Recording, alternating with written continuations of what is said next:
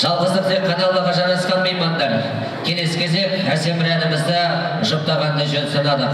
Азан атам жырлаған қасиетті шипалы сарағаштың серісі жез таңдай әнші той төрінде өздерімізге ән шашуымен төрленген мұратұлдарыңыз қарсы алыңыздар ағайын. Бәрекелді тойлар тоқтаймыз қанеке. Осындағы әжелеріміз, ағамыз аман болсын дейміз, астарыңыз дәмді болсын дейміз.